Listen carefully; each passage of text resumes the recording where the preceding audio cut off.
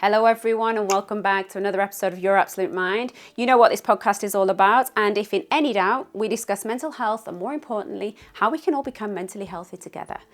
Today we're taking some advice and experience from our HR professionals. We're learning what they're experiencing day to day relating workplace mental health. Now, I recently reached out to some HR professionals on LinkedIn to get their insights on what they're dealing with regarding employee mental health, the pressures that they face, and the initiatives that have proven effective or otherwise. The responses were eye-opening, and it gives us a real sense of the current landscape. So let's get into it. But before we do, to give this more context, I sent each member a brief message with the following questions. The first question I asked was, how much of your time or focus is spent on mental health related concerns? And also, how has this changed over the past 5 years? The next question was, what do you currently have in place to help employees with their mental health concerns? Third question, what's the most common mental health complaints that you see? Then, what mental health initiatives have you tried that you feel have been beneficial? And the last question was, what mental health initiatives have you tried or been a part of that you found haven't been helpful? I also asked if there's anything else that they want to add, so please feel free and pop it in their message. So let's take a listen from the HR heroes of what they're experiencing in their workplace. First up, we're going to hear from Kelly Allen of HR Department in Bradford, where she shares with me her professional experience over the past few years. So here are some of Kelly's responses. Firstly, Kelly says, mental health concerns play a large part in employee relations issues, even if not overt. And in my experience, employees may act out in a certain way at work because of what they're dealing with in their personal lives with mental health challenges. This has changed hugely over the last 5 years, and in my experience is still only becoming acceptable to talk about in some industries. Mental health stigma is still a thing, and so we all need to keep talking about this and continue learning about how we can support each other. Now, I totally agree, and I think this is a great point. Even though we have done a lot over the years to destigmatize mental health and make it acceptable to discuss, I still feel we have a long way to go. So great point, Kelly. On to Kelly's next point. Supporting employees with mental health concerns really depends on the individual themselves. There are, of course, more obvious support mechanisms such as EAPs and MHFA awareness training for employees, and more detailed training on managing mental health issues for managers is also something I support clients with. And advocating flexibility at work can help, as we know, whether that's in relation to hours of work, duties, or the location. Now again, wrapping up or mental health issues as dealing with mental health as if it's a single wrapper over everything that we all experience isn't practical, which is why we do need to help individuals on a personal level on their journey to help them through it. Now, the next question for Kelly was, what's the most common issues that she's noticing in the workplace relating to mental health?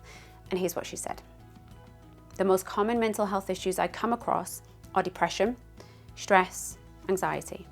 However, over the last 12 months or so, ADHD and other neurodiversity conditions have become more and more prominent. Now, this is something I am most certainly seeing in my sessions with clients on a face-to-face basis, and especially with ADHD. This is something that I'm seeing a lot more of now.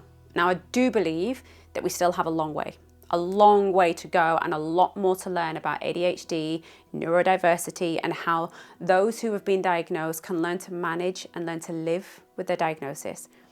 Some of the clients that I see, they range from being able to manage them really well, and there's those who are newly diagnosed and they're still trying to understand how this diagnosis may now impact their life going forward, not only personally, but within the workplace. But with that being said, I have found that lots of therapeutic techniques that we use in sessions and the sessions that are available on the app, they all still help with these conditions. On to the next point from Kelly. Kelly goes on to say, in addition to what I've already mentioned above, sometimes what an employee really benefits from is an honest and open conversation internally. This may be having access to someone in the workplace out of hours who they can turn to if things are bad. Alternatively, it might be having a very honest, if not challenging, conversation with their manager about what's really going on.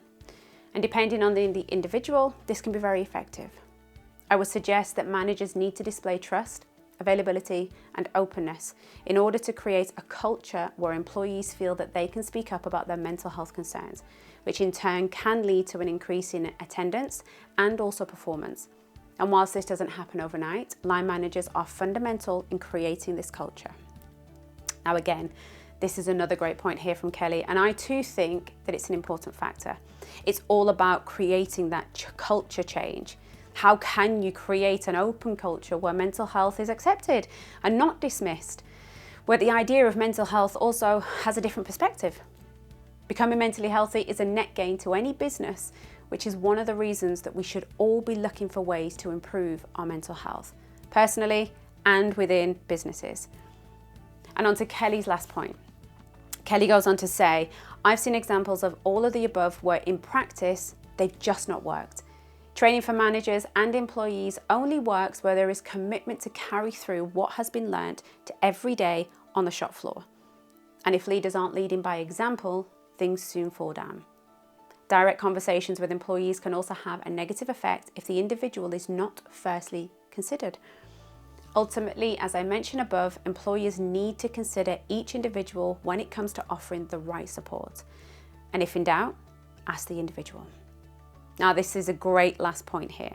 Mental health is still and can be a very touchy discussion. This is why it's super important the right people in a business are dealing with it and receiving the correct training. So thank you so much, Kelly, for your insights. I hope the listeners can take something away from that. Now, on to our next two. Now, both of these HR professionals, they've asked me to keep them anonymous, so I will do. But so I don't keep on saying person 2 and person 3, we're going to give them names. So person 2, let's call him David. David responded with, over the past 5 years, mental health has increasingly become a focal point in my role. It used to be an occasional issue, but now it seems to be a constant thread in our employee relations. The rise in awareness and the reduction in stigma have encouraged more employees to come forward, but this has also means we spend a significant amount of our time addressing these concerns on a day-to-day basis. This is what I've seen too. The HR role has transformed. Over the past few years, mental health has become their focus, and it's completely flipped upside down for them. Now, David went on to explain, to support our employees, we have implemented comprehensive mental health programs, including access to on-site counsellors, regular mental health workshops, and mindfulness sessions. We also offer flexible working hours and remote work options to help employees manage their work-life balance better. The most frequent mental health complaints that we see are anxiety, burnout, and depression. Recently, there has been a noticeable increase in cases of PTSD and other trauma-related conditions, possibly due to the ongoing global uncertainties and personal losses that people have faced. Now, I think this is an interesting take here, and this is one of the reasons why I tell all of my clients and in consulting to limit the amount of news and background information that you watch or listen to that's negative. It's phenomenal and amazing how that can prime our mind to generate more of those feelings of doom and gloom and depression. All the feelings we're trying to get rid of is being fed into us from those external. Now, David then went on to add, one initiative that has been particularly beneficial is our peer support program, where employees are trained to offer basic support to their colleagues. This has created a more supportive community within the workplace. On the flip side, we tried a digital mental health platform, but it didn't gain much traction. Employees found it impersonal and preferred face-to-face interactions. Now, face-to-face is certainly the most effective, providing that the person who's helping is doing so in the right way. There are so many digital suggestions to help with mental health, and so many don't hit the mark. And this is exactly why we created the Your Absolute Mind EAP program. Now on to David's final point. Creating a mentally healthy workplace is an evolving process, and we continue to learn and adapt. Each employee is unique, and what works for one may not work for another. So flexibility and openness are key. And I completely agree. So thank you so much, David. You know who you are. I really appreciate your insights. And finally, we'll go on to person 3, who we're going to call Rebecca. So Rebecca shared her experiences with me. Rebecca says, mental health has always been part of HR, but its prominence has certainly grown 5 years ago, it was more of a background issue, but now it's at the forefront. With the pandemic, remote work, and the general increase in awareness, mental health has become a daily part of my job. We've put several measures into place to support our staff. We have mental health champions who are trained to recognise signs of mental distress and provide initial support. We also have partnerships with mental health organisations that provide professional help when needed. Regular check-ins and mental health days are also part of our strategy to maintain well-being within our workplace. Fantastic work.